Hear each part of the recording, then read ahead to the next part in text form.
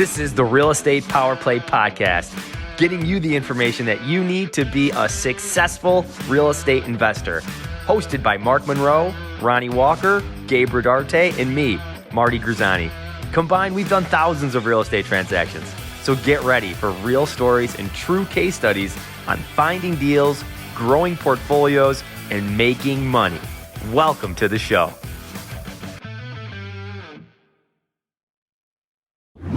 What's up, everybody? Good morning, good afternoon for those who are watching, and welcome to the Real Estate Power Play. We come to you every Tuesday, all right, right around this time, so 11 o'clock Central Time, 12 Eastern Time, and we just want to be able to help you grow your business, if you're a beginner or a novice and you're just learning about real estate investing, we want to help you grow and learn all of this. And I just had some people get out of my office.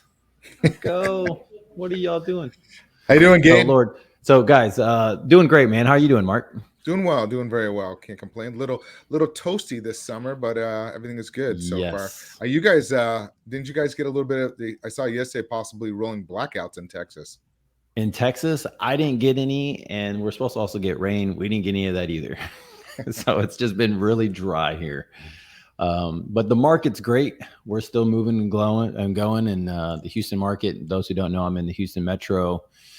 A lot of stuff that's all over from Galveston all the way up to Huntsville and, almost up to Dallas. So anyways, that's my market, guys. We have an awesome show today, guys. We have Ryan Dumas, who is basically going to just help us out understand a lot more of the commercial real estate investing world. He's a good friend of Mark's, and we're just going to ask him and pepper him with a bunch of questions. So as we go about what we ask our audience, and for those who are listening live right now, that if you guys have any questions, feel free, ask them. We'll be happy to answer them. If we don't have them, maybe Ryan has them. And if not, we'll direct you in the right direction because we just want to see you guys grow in your business. So that moving forward, Ryan, what's up, man? How you been? What's going on? How you been? Doing good. Yeah. Call me Lord Ryan. I'm just kidding. Yeah, Lord Ryan. I'm doing good, man. It's been hot over here in Clearwater, Florida too. So I've been seeing mid 90s and hundreds, and it's hot like the market still is. So, but yeah. Doing great, man. I appreciate it. Thanks for having me. Ryan, so when did we meet? How many years ago? God, it's been a while. I don't know. I mean, one of my first events, I was best ever conference in Rod Cleef. Did I meet you at either one of those? I don't remember, but I did meet. I think I met you at the best ever conference. I believe that was out in Keystone, I believe. Yeah, that was Keystone. That was crazy. That was a good time. Snowstorms and weather and everything. Did you get stuck in that snowstorm? I almost got stuck. We actually left the night before that, and me and a buddy of mine, Dylan from California, and went back to Denver. Because we knew that there was no rides at 4, 5, 6 in the morning to go into the airport. I did the same thing. I actually had 2 hotels. I had the Keystone Hotel, and then I booked another one near the airport because it sounds like everybody got stuck there for a couple of days because that storm was coming in. But that was a great conference, by the way. That was really awesome. Met Joe Fairless and Chris Salerno and just a lot of good people. That's when I was starting to get into it. I mean, Rod Cleef was one of my first events, but great event, great meetup, 2 different stages. I mean, it was awesome. I think I also met you at Adam's event, didn't I? Yeah, we did. Okay, that's the other. I was going to say. We met at that one. I think we also met at another event. Yeah, we met at a few events. Okay, I knew we met at one, and we've been talking on Facebook and text and call forever, but it's been so crazy, because what I like to do is I like to meet people, like in Facebook, and then all of a sudden go, hey, let's meet in person, Tampa, Clearwater convention conference, but it's great to show that face thing. I knew we met once, maybe 2, 3 times. So yeah, we have. What out of all the conferences, which one do you think is the best one that you enjoy? I mean, I really like. I've been with Jake and Gino since November. I love theirs. Rod Cleef's are really good at networking, raising money. Somewhat, I mean, was good. Too, it was a good thorough. It was on point. And then the best ever conference was a great networking, great 2 stages, and it had like residential assisted living. It had just different stuff there. So I like them all, but just kind of diverse and everything. But I love the small events that Jake and Gina puts on about the buy right, finance right, manage right, and their MM4s and 5 coming up. But so I mean, Jake and Gina is probably my favorite one now. But I like them all. I have to get out there to that. I mean, I've talked to Gino several times, but we've never met in person yet. So I definitely got to reach out to meet him live. They do stuff right here in Orlando, so it's right in our backyard. But I think the best ever conference, the caliber of people there are just very, very high caliber. And then the other one that has really high caliber people is the one, and you should check out, that Gabe belongs to, and that's really high end caliber people. What's that Gabe, called? Which one is that you go to? So Scott Shield? I heard of them. Okay. Yeah, Commercial Academy. It's a good group, dude. It's solid group. That's what's really helped me grow my commercial business. Good format, good setup, and then the players that are there. I mean, obviously, you want to have newer people that are there. For those who don't know, we're just talking about different basically commercial events to belong to connect with, network with, to help your business grow. And Commercial Academy has been one of the ones that's really moved the needle for me in a large way. A lot of great big players there to connect with. I mean, I still have contacts that are building out of there. People are sending me stuff from like College Station, like to College Station. Hey, I got a deal over here. So they're really, everyone kind of stays in their lane, and they're just help each other out, which is kind of cool. That's awesome. It was very end. I mean, we went to the one in February, and what I got out of it is like, they're dead on. I mean, they were talking in February, just start liquidating all their assets and start grabbing cash. And I mean, they were dead on. Look where we're at and where we're going right now. So it's just, yeah, it was really, really high caliber. Hey, Ronnie, what's going on, man? I guess Ronnie's taking. So we got Ronnie, we got Ken on there. All right, so let's get going, guys. So Ryan, what's the crux of your business? What's your background? We're talking real estate, commercial. What's, where'd you come from?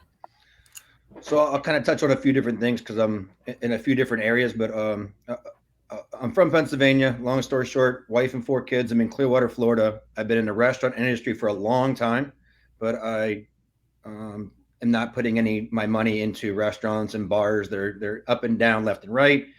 Went into equipment financing about 9 years ago. Stayed in that for a few years, got pretty good at it.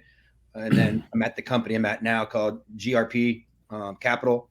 Was in Fort Myers till a few weeks ago. Now it's in Bonita Springs. Been with them for over 6 years doing commercial financing. Could be agency loans for apartments, bridge non-recourse. Been doing SBA loans for about 6.5 years with them. That's cool. I think I have 2 or 3 SBA closings, a couple agency, a couple conventional, a little bit everywhere on the commercial financing side.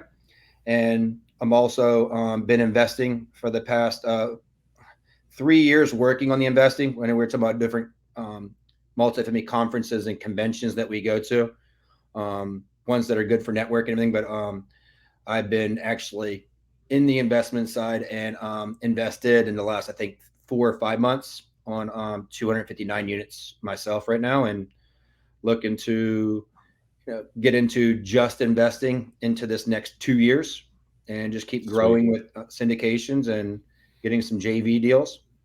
And then I can touch on a few different things that I'm into with different industries as well.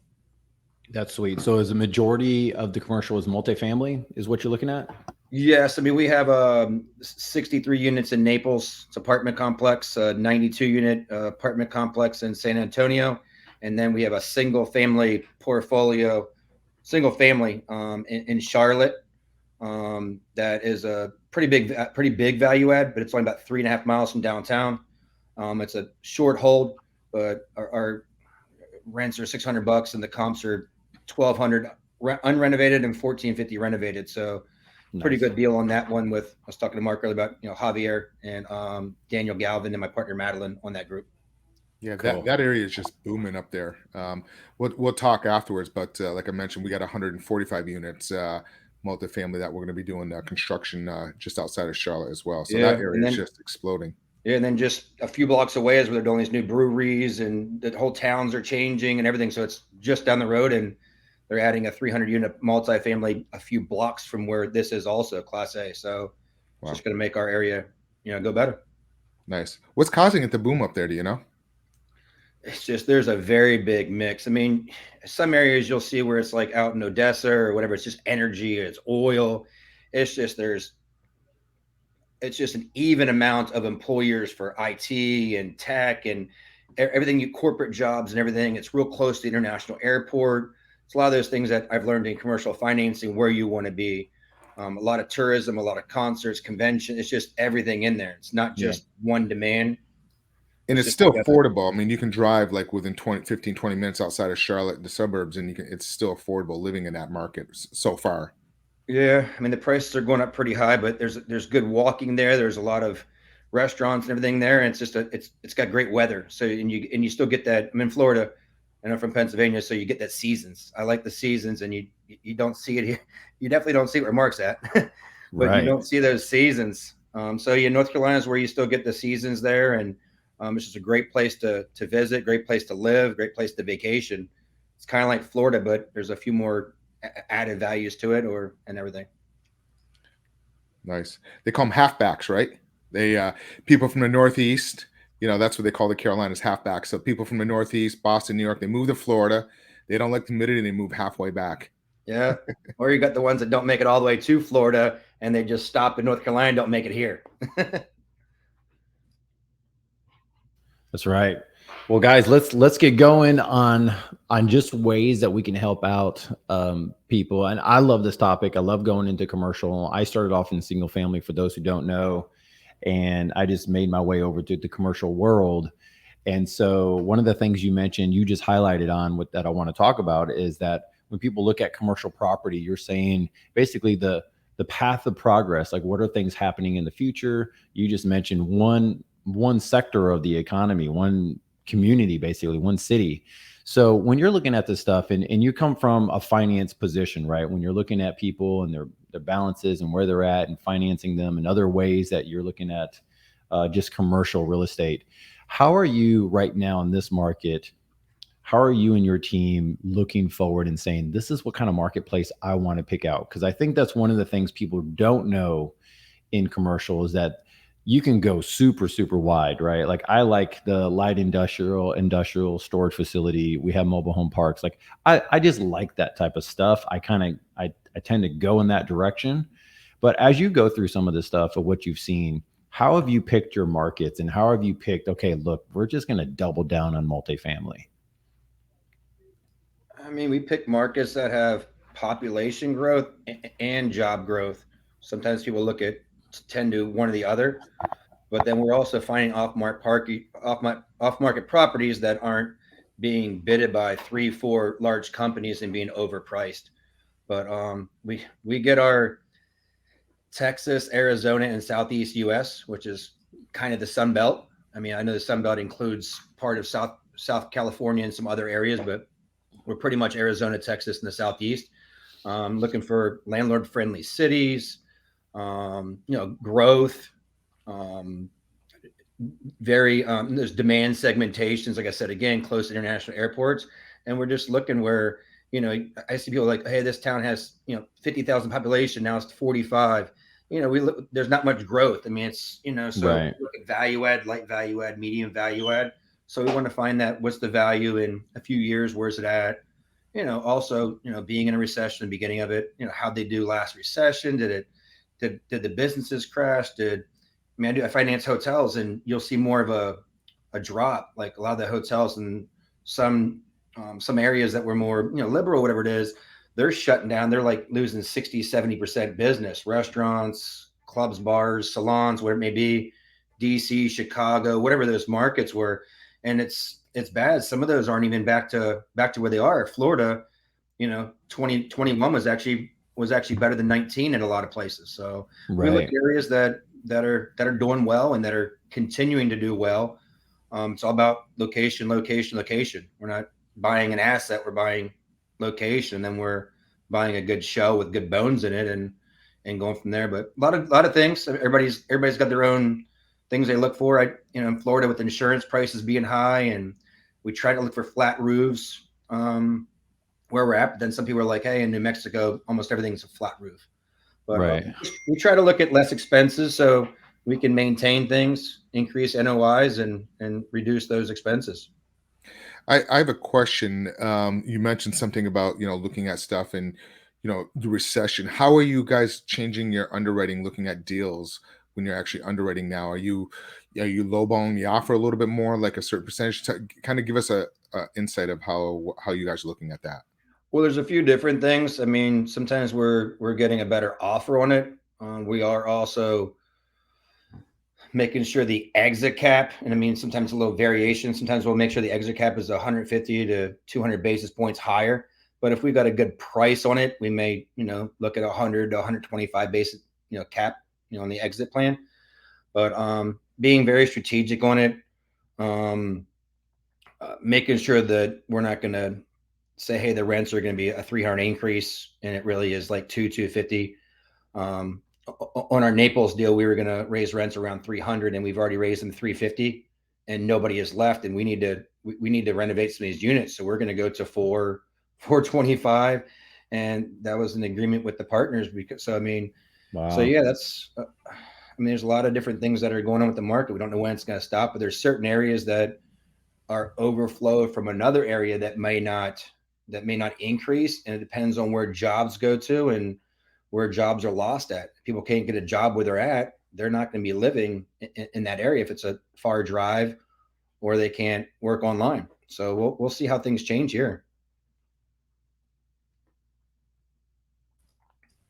No, that's good, Ryan. So you mentioned a couple type of lending that you do, right? And so, and you also mentioned SBA and stuff like that. Or is that still going on pretty strong right now with some of the companies that you're seeing, that you're underwriting, that you're working with? Or is that something that's kind of like, I could see that changing in the next couple months or years? So I'll touch on SBA. SBA, I do a lot of hotels and a lot of self-storage with it. Okay. We're doing a lot of those deals. Some of the deals aren't penciling in. If it was an asset that wasn't in a great area and their sale price is higher in 22 than it was in 19, and their revenues are lower now than previously, real hard to get it done. People are asking higher prices on things. Now, also, a lot of the SBA deals are variable. So the lender's looking at going, hey, it's going to be another 75 basis points in another week or two, another 50 in another 2 months, 50 more basis points in 2 months. That's 1.25% interest rate higher. Are they going to sustain that? Are they still going to meet debt service? So Right. The banks are looking at, because we've never, it's the last few years, it went down a little bit. It went down from 4.75 to 3.25, I believe, offhand. So we didn't have this where it's going up 0.75, up 0.5, up 0.5. Right. And a lot of these bridge lenders are, different story, different subject, but a lot of bridge lenders are like, hey, we're stopping right now. We don't know where it's going to be. Some are running out of funds, I've heard, and then some are slowing it down because they don't know where to exit, because the bridge lenders look at where you're going to exit into Fannie, Freddie, and everything else. And if they don't know where those rates are going to be 5, 6, 7, 8% in a year or two, it's a little crazy. Let's go right there. Let's dive into that. So those who don't know and who might be wanting to buy their first storage facility or whatever, help us understand more of what a bridge lending is and how that works, so that way they can put in perspective what you're talking about. So, to touch on that, bridge, I do a lot of bridge lending on apartments. Okay. Self-storage, I'm actually telling people to go to a local bank so they can at least get it fixed, because there's no prepay. So I'll just touch on self-storage real quick. There's usually, if you're buying a product that's unstabilized, you're going to increase those rents, build onto it, add on to it, and it's mom and pop, and you're going to automate it, put cameras in there. If you're going to do it really short term, you should go to a local bank or a bridge lender. If you're not going to be refinancing that for at least 2 years, you can go into SBA at 10, 15, 20% down. But the bridge lending is a little tougher because they don't know what your rates are going to be when they exit. It used to be, okay, hey, we're giving you 6% rate, you'll exit and be 4.5% rate. Now it's, hey, rates are in a 5.25. Where is it going to be in that 12 to 24 month exit? 7, 8, 6%. Where's it at? So Right. it's really difficult for the lenders to even figure out where it's going to be and everything. So if you're experienced, you're like, hey, to qualify though, bridge is like an interim lender. Right? Yeah. So you don't plan on being in a bridge for longer than 24 months, something like that, right? Yeah. And yeah, you're really. Go ahead. A lot of these bridge lenders that are doing those 12 and 24 month, They don't want to be stuck with it for 36 and 48 month. And if you're not meeting a debt service to get out, there's gonna be a lot of, foreclosed loans. I think a lot of these bridge lending in different industries, if it's in an area that's not doing well or wasn't a really good operator, or they didn't plan a few extra exit plans in there, there's gonna be a few deals that are gonna be going south, and there's gonna be an opportunity to people like us or whoever else it is to pick up those deals from a bridge lender. Especially if they put down 25, 30% down, you can get it for pennies in the dollar. But it's all about execution. But if people are looking at exiting out at a 5% rate in a year, 2 years, that's not going to happen. You got to make sure that if your investors, you're giving them a 7% pref and you're off by 300 basis points, it's going to reduce the bottom line on that by 3% or whatever it is. And what's that 7% pref? Educate people a little bit on what that is. I mean, 7% pref is, if you're stabilized and you're paying that pref, month to month or quarterly, that 7%, you're paying the investor that 7%. So, if it's $100,000 and you're paying them whatever 7% of that, so $7,000, you're paying that first. But if you go into a bridge loan and you're 300 basis points off, which is 3%, you're only going to be able to cover about 4% pref realistically, unless expenses changed or the rents increased a good bit. So nice. It's a big scenario. That's why it's good to get fixed right now, local bank on something. There are 3-year fixed on some SBA with the lender I have. So it's good to get in that fixed. SBA has a 5% prepay year 1, 3% year 2, and then a 1%. So after 2 years, you can refinance it out. So if your play is to do 12 months, just go to a local bank and have 4, 5, 6 local banks that do financing for self-storage or whatever that asset is. And then have another one where it's an exit plan. So if they're not going to refi you out at the higher loan, find another bank that'll refi it out 6 months or a year later. Got it. Some local banks want you to have 2 years experience. So make sure you're looking, how long do I have to have this asset to refinance it out? Asking them all these questions beforehand. And if they say, hey, if it's worth $1 million now and it's, you have it 6 months or a year and it's doubled in price or an extra $500,000, they see you as a successful operator anyways. But, you just got to talk to them, because some banks are strict, like, hey, you have to have 2 years. Nice. Right. So is the bridge loan pretty much the same thing as multifamily, and storage is kind of the same concept? Is that correct? Pretty similar. Yeah. Pretty similar. Nice. Pretty similar. Sometimes you can get lower rates on those since it's self-storage and they're easy operated, less expenses and everything, but really depends. Nice. We're going to definitely stay on this topic a little bit more, diving into the commercial funding, but somebody has a question here. Gabe, you want to go ahead and read that? Yeah. Jumping on midway. This is from Jose. He's hopped on a couple times before. But I would like to know how to go about funding to buy a funeral home. All right. So there we go. We got basically a business that someone basically wants to buy. Have you ever done lending on that type of stuff or seen that type of stuff, Ryan? I have not done lending on a funeral home, but maybe it might be something that if it's not doing well, go to a hard money lender. But if it's locally to where you live or a partner lives, I would definitely, hit up a local bank, and it'd probably be around 20 to 25% down on something like that. But where's the experience? Are you leasing it out to somebody? Are you owning it? It's one of those things that, being a banker, we ask, we see risk. So if that's a good question to ask, though, is like how you see risk. Like, for instance, in multifamily, a lot of people don't know that you basically, you want to have people on your team that understand multifamily, right? And so you need a sponsor to some degree, right? Whenever you're doing multifamily and you're looking at bank financing, banks want to know who's going to be managing the property, as they're a partner or part of the GP. It's not just a bunch of young people who, when I say young, relatively new to multifamily. So how do you look at that, and how would you advise someone who's newer to look for sponsorship? Well, I mean, just like that asset with the place he was talking about right there. I mean, are you operating that place? Just like a multifamily, it's a little bit different because you can get a third-party management company to run it, but you have to manage that third-party management company also. So, right. And that's why a lot of these lenders, is to get into it, say you're getting 100 unit, whatever it is. If you've only managed some quads and eights, it's a big different story. It's a big difference. They usually want you to flip into a 24, a 48 unit. So you want a partner that's done a 40 unit, a 60, 80 unit, or 100 units to run that property. If you don't know asset management, it's different than just operating or running a quad or a duplex. Right. Somebody that knows financing background. Sometimes it could be 4 partners total. Sometimes it could be 2 or even more. But just learning the other aspects, or if you don't know the aspects, having a partner that does know them. But it's very important, and it's really important on these multifamily these days to have a partner that's pretty close, within an hour or 2 hours of that asset. So it's Florida, South Carolina, you're buying some North Carolina.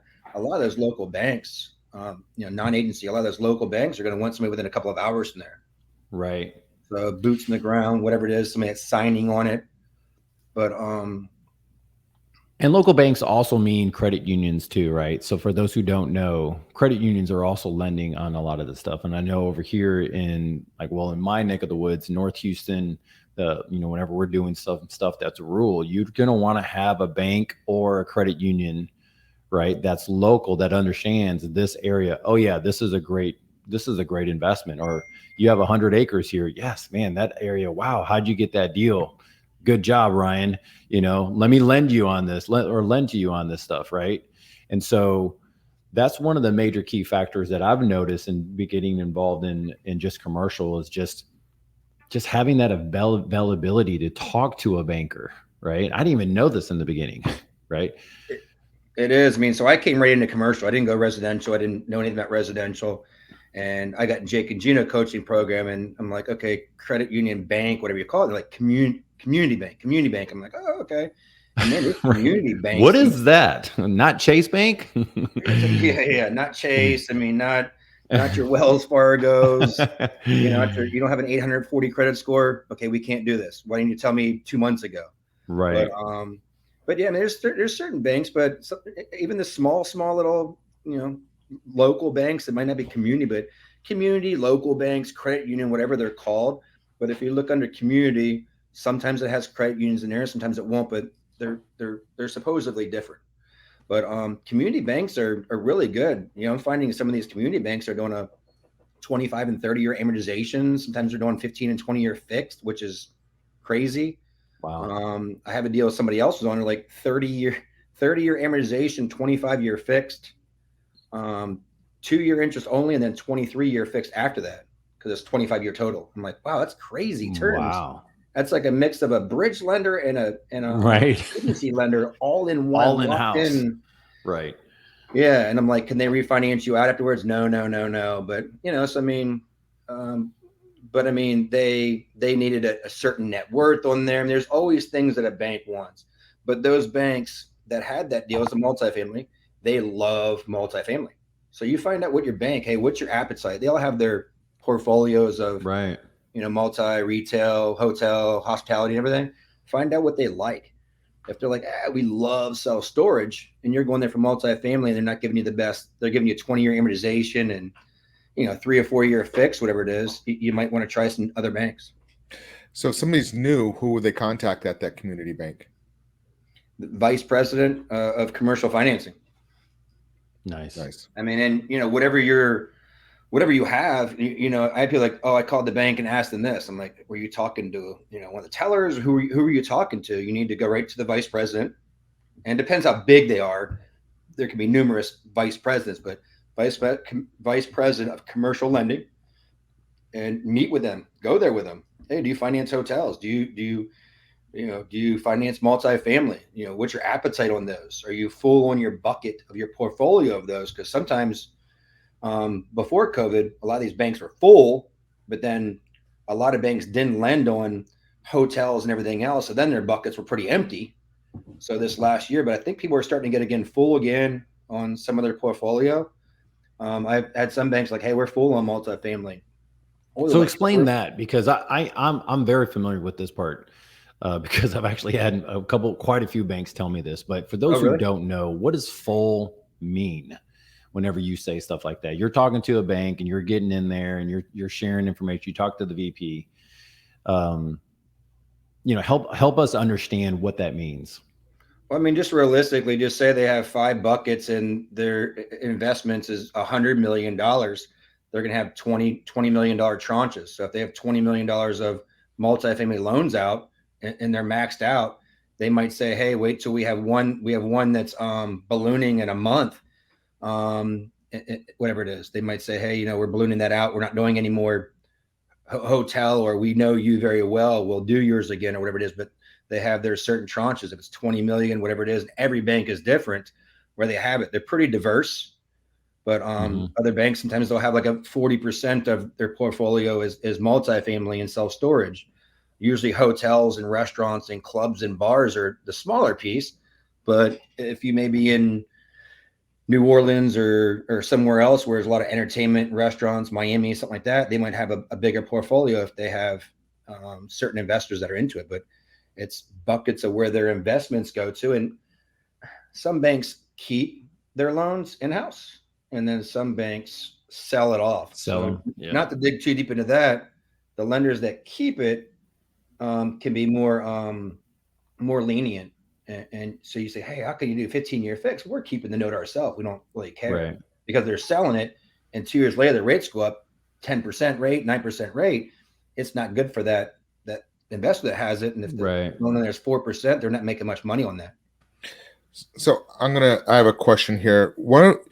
Dive a little bit in, kind of like helping people out a little bit if they need to go get some, commercial funding. Like, what are some of the things that you see that people run into issues that they didn't have? Like, say they didn't fill some of the paperwork right, or they didn't have some bank accounts, or they didn't have investors lined up. Like, something that you see over and over that you see a lot of times people have issues that are fairly new on trying to get commercial funding. Well, I'll start with one thing. Say you're doing self-storage or a hotel, whatever it may be, and you're like, hey, I got local bank, I got fixed. I'm like, okay, cool. What's your problem? Why you come back with me on financing now? Like, well, we need $200,000 renovation. And I'm like, okay, so did you ask your bank? Sometimes it's yes. They wouldn't give it to us or no. Okay, so what's your plan on this? Because if you get a first position, that bank has it. Sometimes an SBA variable rate is better because they include the renovation. Oh, and sweet. I don't mean to be specific on it, but self-storage, you might need a $50,000, $100,000 renovation. And if you don't have it in your bank, your LPs, your limited partners that invested with your company don't have it, and you didn't have extra reserve there, and you're supposed to value add this place and make it look better, that's the business plan didn't get met. And I see that all the time. Oh, I need $300,000 to improve this hotel or self-storage. I'm like, so, I mean, that's really big, because I think on that deal, if you go ahead and get your conventional, I don't care if it's fixed at 4.5%, and now you're having to borrow it from a working capital lender, whatever kind of hard money, or that now you're at 10, 12%. And sometimes they're a 5-year amortization with a financing company. So I was like, well, we talked about getting SBA for you. It's like, oh yeah, it was a variable rate at 5.25% with the prime plus 1, prime plus 1.5. I'm like, okay, cool. But now you're going to have to go out and get 10, 12% at a short amortization. It's going to kill your cash flow. And then what happens is they have a conventional equipment finance, working capital. I see their debt schedule. I'm like, wow. And I didn't finance it. And then he's like, what do you want to do now? It's a year, 2 years later. He's like, well, my payments are so high and everything else. Can you get me into SBA? And I'm like, you should have started off with SBA. Right. Low money down. Got into, and then 2 years later, 3 years later, went into the conventional local bank or whatever it was, or national lending, and got in there. Now you went from a fixed rate and then a 10% rate on your equipment finance, working capital loans, and now you're back to the variable rate. So you're adding a whole step in there. So that's one thing that I see happen a lot. Wow. That's huge. And just to pick that apart for a second is to help people understand that, like, I'm about to do, I got a single family that just came across my table, and I'm like, you know what? Okay, I'll buy it. So it's worth $250. I'm getting it for $160. Okay. By the time I get done with everything, but I'm like, okay, well, if I pull out money on this thing, where would I be? How much do I need to pull out? And I tell my team, I'm like, just pull out as much as we can and put it on the property. And then well, man, that's going to be $185,000. We don't really need 185. I was like, just pull it out. Eventually we'll need it. Why don't you just grab it? The property is going to pay for itself. It's going to rent it for itself. It takes care of everything.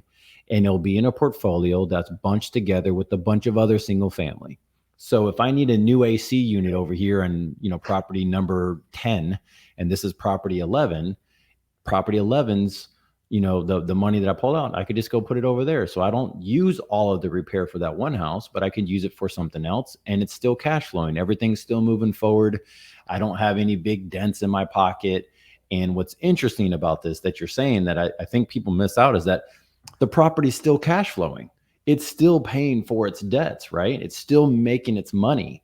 And so that's one of the coolest parts about real estate. Like I was this morning while I was just kind of getting prepared for the day and stuff. And I'm like, man, we just pulled out money and we moved this stuff around. And I'm like, and everything's cash flowing. Like it's just, you can't collapse time in any other place besides that I know of than in real estate in this matter, where you could pull out money and the asset's taking care of itself.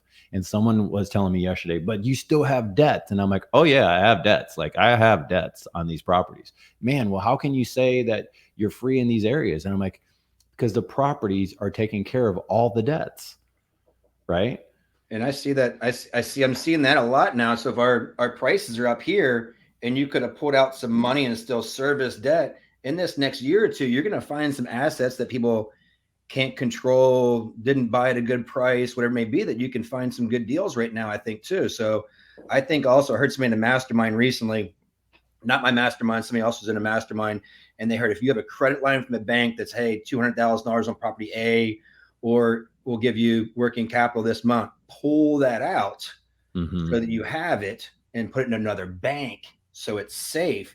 Because a lot of these banks, when rates start going to 7, 8, 9% or whatever it is, they're going to freeze that credit line. Oh, you don't have that anymore, Gabe. I know we were going to give you $400,000. Man, we just talked about this. This is so true. And if you're a good buyer, Mark, Gabe, you guys are good buyers, pull that money out and put it in our bank. I was like, oh, that's cool. I was thinking just pull the credit line and put it in that bank. But they might say, hey, you're over leveraged. You had this sitting here. We changed our mind. So that's really good. I mean, I did hear little pieces from everybody that I tried to write down. Writing down some notes now while I was listening, but I'm always writing notes down. I'm always listening. I got people that go to these conferences, conventions, and don't listen, don't write anything down at all. And I'm like, man, did you hear what he said? You just had a problem with that last week, whatever it is. That's the answer to your problem. Yeah, man. But, that's so Ryan, that's the thing right now. Yeah, and that's one of the things. Like Ryan, I've heard so many good, solid business owners that are like, look, stash your cash now, and things are gonna hit.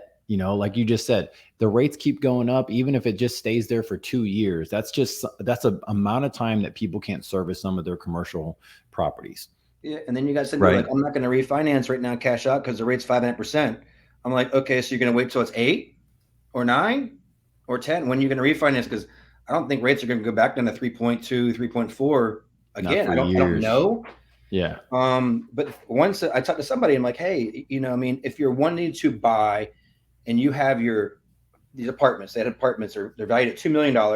I'm like, listen, don't over leverage. Don't take out 80% loan to value. Just go 60. Go 60. You're still covering your debt. Makes sense. Take out $1.2 million. Okay, now this is 4 months ago. Now, like, okay, well, I still haven't refinanced it. What should I do? I'm like, okay, well, rates now are almost 2% higher. So it's less proceeds you're going to get now. Well, we see some properties you want. What do you suggest? Well, I suggest that you should have, and I hate to say cashed out then, or I would still cash out now. I would cash out now, whatever it is. If they're good assets, I mean, with the way that we see things moving, they're going to move forward. We do have some questions towards that, though, that deal. Josh Dees, our good old boy, Josh Dees, he said, which loan product is the one that you use for multifamily real estate? No, I mean, I do agency loans, and they'll do. What is that? So agency is Fannie Freddie product. It's $1 million and up loan. So it has to meet that criteria. There's also local banks. They'll give you some cash out. Every bank's different. They'll give you 50, 100, 200,000 cash out. If you really want to cash out, you don't owe anything on the property, and it's worth $2 million, you're trying to get $1.6 million out. The local bank is probably not giving you $1.6 million, but an agency lender will. Up to 80%. They are being a little more strict lately since, getting ready to go into recession, rates going up. They're going at 70 to 75% on the cash outs. But those are really good on cash outs. And there's more to it. If you're, say you got a $2 million loan, you got to be within 90% to 100% net worth of that loan. Some other covenants in there as well. But local banks are good. So if it's a $300,000-$400,000 cash out, try the local bank. They're doing 5-year terms on most of them. Some are more. But agency will get you into a 10-year fixed, even a 12-year fixed, which is 2-year IO, interest only, and then 10 years immediately after that fixed. And they'll set that fixed rate in there now. That's actually pretty good. And it's a 30-year amortization, so you got pretty good cash flow. Yeah. Actually, I want to dive a little bit deeper on that. So, and then Josh also asked about the SBA part of it too. So if you're doing a value add, are you going out there doing SBA first, or are you just going to agency? Kind of go into it and like what kind of percentage you have product now? Multifamily? Yeah, let's talk about multifamily.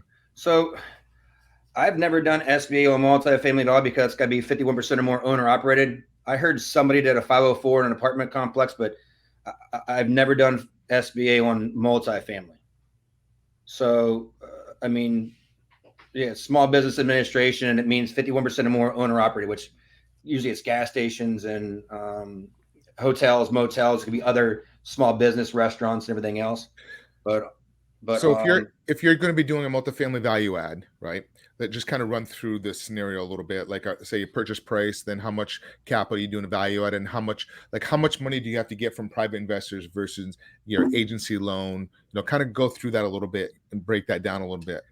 So about before the rates started going up, almost everybody was going to a bridge loan, and all bridge lenders are different. And I mean, I touch on it, but bridge lenders are going to be 70 to 80% loan to value, and you got to increase that somewhere between 25 and 35% to cash that back out as an agency lender, an agency loan. Usually it's 12 months later, or it could be 2 years later. Right now, with the rates going up so much, people switch from a bridge loan, depending on how big the deal is. If you're doing a $20 million deal, you're sticking with the bridge loan. But if you're doing the $2, $3, $5 million deal, $1 million deals, a lot of people are switching over, and I think it's a good idea too, to go to a local bank, a community bank, credit union, whatever that is. Don't just try one bank, call 5, 10, like Mark said earlier, call the vice president of commercial lending and ask them, hey, do you do bridge loans on a multifamily apartment complex, 16 unit, it's a $1 million purchase price, $300,000 renovation. Oh, we can't give you the renovation money. Try other ones. If you tried 5, 10, 15 banks in the local area, then you go to that bridge loan, because your local banks can be 4.5% to 5.5% rate. And they'll usually fix that 20, 25-year amortization. The bridge lenders are going to be in that lower million to up mark. They were in the about 4.5%, 5% rate. Now they're in that 6 to 7% rate now. So if you can be fixed in that 4.5 to 5, it's much better than the bridge loan. Plus, a local bank will just give you a credit line usually, so it's easy to get that money. A bridge loan, they're going to say, "Hey, where's your GC at now? When are you ready for that next 50,000, 100,000?" There's more of a process to that. So, but people are getting the bridge loans for like $6 million. They need like $1 million renovation. Most of the local banks aren't giving that much renovation money. Got it. Mark? So what do they have to come up to the table? Roughly about 20% down if they're going to be doing a value add play. Is that what you usually predicting? Usually it's a 70, it was 80% loan to cost, LTC for the whole amount. So if you have a $4 million project, $1 million renovation, it's going to be about 25 to 30% of that. If you're in a good, hot area, Dallas, Atlanta, you can do an 80% loan to cost. So 20% down of the purchase price and the renovation. And they'll start giving you draws of that renovation money. And they're going to ask you, hey, you need $1 million renovation. How are you using that? How often are you going to be spending it? And one thing that's good right now, the supply is going up, is trying to spend more of it up front so you can get them supplies now instead of waiting 2, 3, 4 months down the road. And it's taking you 3, 6 months longer to get those supplies, and the cost increasing on those as well. Got it. And that 20% or 25% that they have to come to the table, how does that come out? Like, how is that being structured? How is that all coming together, if that makes sense? Like how, LP, kind of explain that a little bit. I mean, it's really different. I mean, if we had a deal right here and it's, 33, 33, 33, the three of us, we would just put in our percent, divvied out. But if it was Mark and Gabe on a deal and they're general partners, I could be putting all the money in, or I could be putting a good bit of the money. A lot of the bridge lenders and the bridge non-recourse lenders that are 1 million up and the agency, they usually want the GPs to be putting 10% skin in the game. But again, everybody's different. So, but to touch on that, it's different. But sometimes you get the GPs we put in 10%, and then the LP, the passive investors, are putting a good bit up front of the down payment down, and then whatever it is, a year, 2 years, 3 years later, when they go to refi or sell, they're getting the majority or all those proceeds, or more than all those proceeds back. In that deal. Very nice. Very nice. No, this is great information. If anybody's got any questions, definitely. This is crazy good, man. Like I love this stuff. I have a question for you. What do you see? Yes, I put your contact stuff on there, Ryan, so that way people at least connect with your Facebook page and see what you're doing there, and be able to connect with you. Yeah, it's awesome. Thank you. And there's so many scenarios. So sometimes I pause because I'll do 20 hotels in a year. And it's like, even if 10 of them are SBA, we went with 4 or 5 different lenders on them, or they're like, hey, what do I do about this? I'm like, well, do you have a renovation? What are your comps at? Where are you at? What brand is it? I mean, there's a lot that plays into hotels, because somebody will say, hey, Days Inn's doing this. And it's like all truckers. I'm like, well, how much is a roadway? Oh, roadways are killing it, but there's none on this exit. I'm like, so I mean, in hotels, it's actually, I mean, it can be easier, it can be harder, but multifamily, you get 12-month leases, you sign them up, and you make sure that asset management's there. They're taking care of the management company, everything. In hotels, it's every day, every week, every month. It's different. If it's, something happens in the area, the exit ramp shuts off and everything. That would be crazy. Yeah, Temple, Texas I did a couple of financing over there with hotels, and it's sometimes they're so hard. It's like multifamily, you don't see too many incidents, but in the underwriting, they're like, how come you went from 600,000 revenue to 400 2 years in a row? Oh, the exit ramp. And it's funny because when I look at the STAR report, it's called Smith Travel Report, STR. You can look at the comps, kind of like CoStar and everything. And I'm like, everybody's RevPAR was down those 2 years. It shows you your T12, your 1, 2, and your 3 year of 12 months at a time. And I look at them like they're all like that. And people would tell me the same story. So we found out that it was the 2 exit ramps closed down, and they were going to fix it for about 6 months. Ended up being 2 years. I think they did some kind of how do these places hold that long? And just, I see some of this stuff. I mean, even businesses, and I mean, I can imagine these exit ramps can just destroy a business or just commerce in that area. It is. Look at restaurants and see how they last. See people that, stress out. What happened? Oh, I retired for 10 years, the restaurant industry. I mean, it's up and down. That's why, again, with investing into multifamily, do you really want to? I have people that are running restaurants that are making 2, 3, 500,000 a year. It's like, here's 50,000 to invest. Here's 100. Here's 200K. They're stressed out of their restaurant. Every day is different. I mean, and then even worse, a club or whatever else it is. And if you're like, hey, there's 3 or 4 restaurants in this corner, all of a sudden now in New Orleans, I mean, it's very competitive. If you're not 4.8 star, 4.7 out of 5 star, you're not going to be there the next year later. So it's survival of the fittest. So you really got to be good at what you do. And that's why, again, on the financing side, if you're like, hey, we're going to buy this restaurant. Okay, what's the demand there? Oh, we're going to have some chef run it. Have you ever cooked? No. Are you a chef? No. What if that chef leaves? Oh, he's always going to stay. I'm like, and that's that risk thing again. Right. I don't want to invest in something that I'm going to have to go cook, or I'm going to have to find another chef that comes in there, because if that chef's awesome and he's like, hey, I'm going to open my own restaurant. I'm giving Ryan, I'm only making 100,000 a year and he's making 400K on the restaurant. I'll do my own. And it's just a lot of risk in there. So, but yeah, I like multifamily because it's a little easier when you have a good partners, good relationship, good experience, and a great location. I have a question about, you mentioned something about like just showing your net worth and stuff like this, and just, making sure that you're backable by the bank. And I think this is a great question that no one really understands. Right. And so people come to you, I don't know what level of experience did they come to you as. And I was just looking at before the show, like how many people we have in common. And I'm like, oh, we have like quite a few people in common. So somehow we know everybody, right?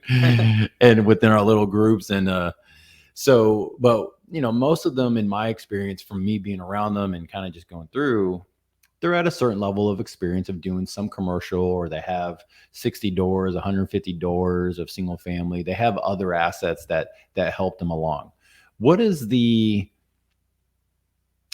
How would you suggest people that are wanting to get involved in commercial? Like you said, you jumped into it, but you need a net worth to be bankable, right? You want to look good to banks.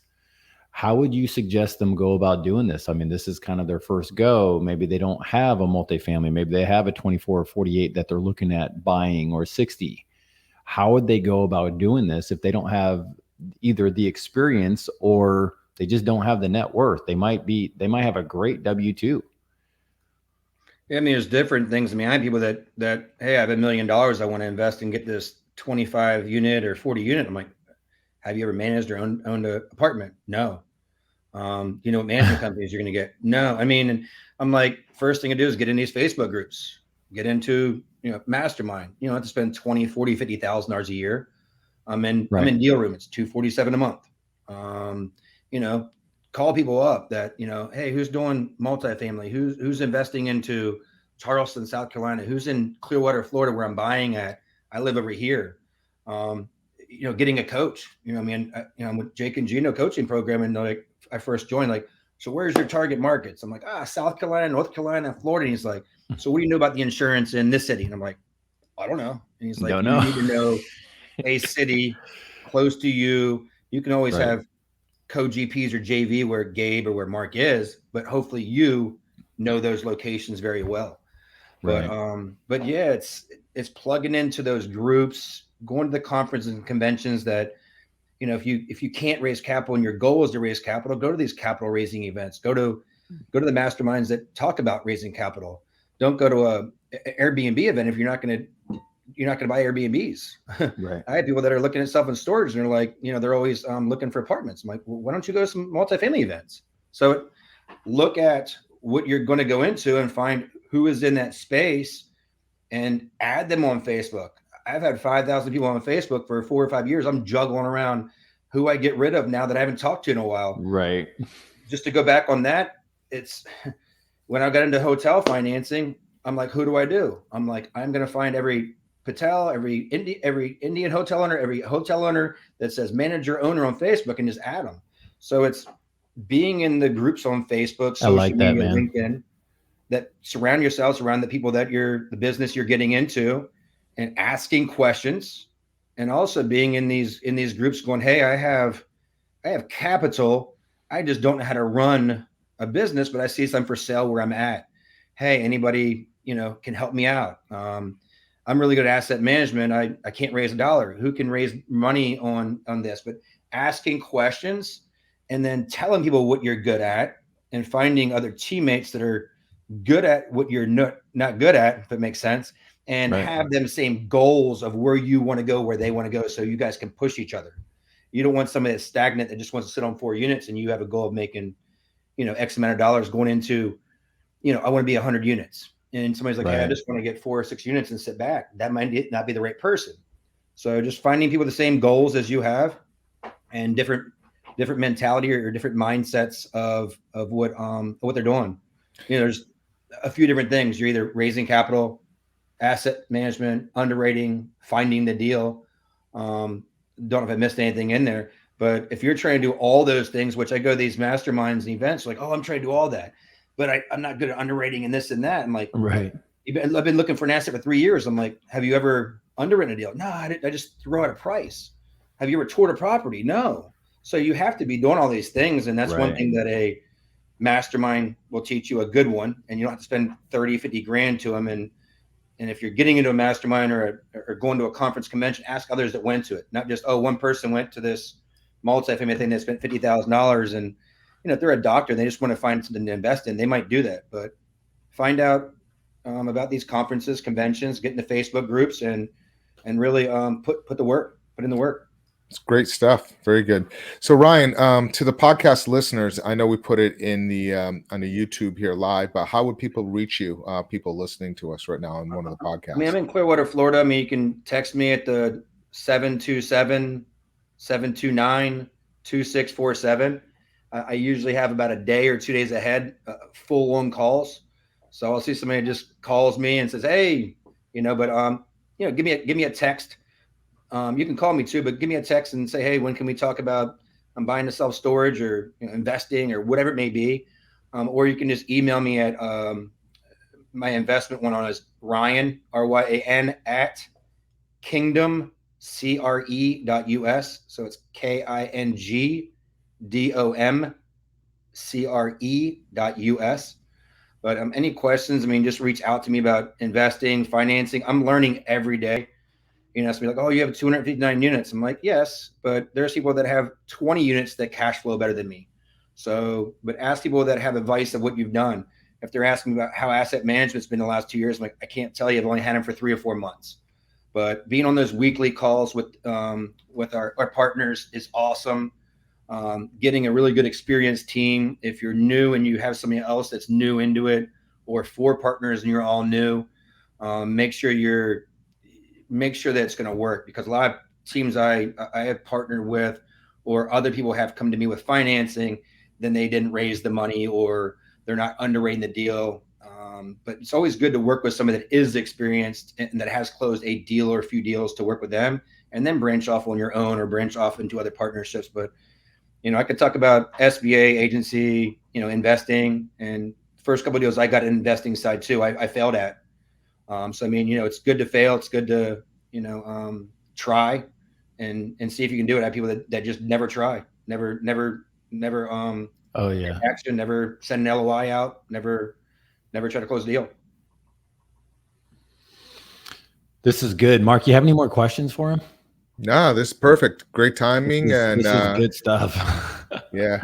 So hopefully a few things, because we're talking about, a few different things, but I mean, if you're looking to self-storage, find a mastermind in self-storage, find people that are in the self-storage market, just be into that asset and focus on one thing at a time. I'm investing in a few different things, but I find somebody that's really good at self-storage or really good at mobile home. I'm not going to go ahead and learn it and start switching back and forth, but really focus on something.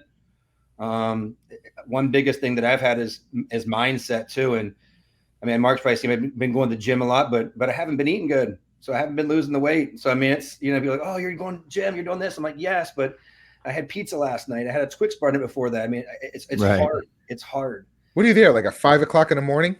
I get up at 5:55. I was listening to Mark Evans' DM, and I forget what the one book's called, but it gets up at 5:55 a.m. and I'm getting there at the gym before the sun gets up. And I jumped off a snowmobile a little over a year ago and broke my tibia plateau. So there was 3-4 months I didn't walk at all. So I lost weight, didn't want to go to the bathroom, didn't want to eat and everything else. And then sitting out being lazy, I gained a lot of weight.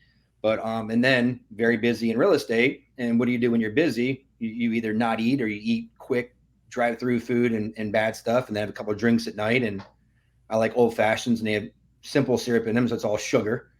Right. But yeah, just working on my spiritual side, working on my health, and not just focusing on money and units and properties and everything else. Because I think if you focus on your mind, your body, your soul, and all those things, and work on yourself, I follow Ed Millett, Eric Thomas. So it's not just multifamily, just hotel, just investing. It's about yourself, finding yourself and being a better you, a healthier version of you, which I'm still working on. It's hard, but the more work you do, then look ahead a year, writing those goals down, writing how many calories. You're like, wow, I was this amount of weight. Wow, I made 50,000 last year, I made 150 this year. Or wow, I had 2 quads, now I have a 100 unit and 4 quads now. And I'm like, so I mean, you just writing those goals down, and then also breaking down how you're going to get to them, and congratulate yourselves on, hey, I bought a single family house, I bought an Airbnb short-term rental. But it's all those things in there, not just, hey, I have 259 units and 57 assets under management, because like I said, it's getting your goals. And also, again, it's me. I want to be able to have time with my wife and 4 kids and to travel. Hey, let's go to a cabin for 2 weeks. Hey, let's go to Europe for a month. And the more I see it, the more I'm seeing Mark. I'm seeing everybody else. Oh, he was in Italy for 2 weeks. Oh, he was in France for 3 weeks. You'll see a lot of people that are taking action and closing on deals and everything that are doing those things. What I mean? Absolutely. And the time there's no other business. Like there's other businesses that I look at, but in my space, there hasn't been a business in my world where you can take that time, still do work, if you have to, the kids are out playing or your family's growing, you have the great memory and you're like, hey, look, I need to take half a day or I need to take 2 half days of work and then I'll hang out with you guys later this afternoon. But you're in a different state. You're different. You're not in your own house. You're doing something else. You're traveling. You're doing these other things. I just love this business. I love being able to do that because you're just going, look, I could run some numbers at that time. You could underwrite from afar. Most of it's from afar anyways. Right. Yeah. And there's very limited time that you're actually spending on the property or when you're on the property. And so there's so many cool parts of it, man. Guys, if you want to get a hold of him, get a hold of Ryan. Obviously, he knows a lot of people. He loves contacting, networking. He knows people. If he doesn't have the answer, he probably can lead you to somebody who does or lead you in the best direction of like what's a good area that he's been to that has helped you, like for whether it's industrial or storage facilities, multifamily, different groups that he could be part of. So connect with him. I put your stuff on here, Ryan, I have Ryan at kingdomcre.us. Yeah, and then I'm on traveling, commercial, finance guy, cool. multifamily, commercial investing, 5 units or more. So a couple other things on there because I got maxed out, but you can reach me by email, phone, or Facebook. Sweet. All right, guys. Well, thank you so much for this awesome podcast, guys. I really do appreciate Ryan coming on here because I feel like I took some notes while you're talking and I'm like, I need to do this like now. So thanks a lot, guys. We'll see you next time. Peace. Ryan, appreciate it. Take care. You guys. This has been another episode of Real Estate Power Play, guiding real estate entrepreneurs to a brighter future. If you liked what you heard, consider subscribing wherever you listen to your podcast or follow us on YouTube at Real Estate Power Play.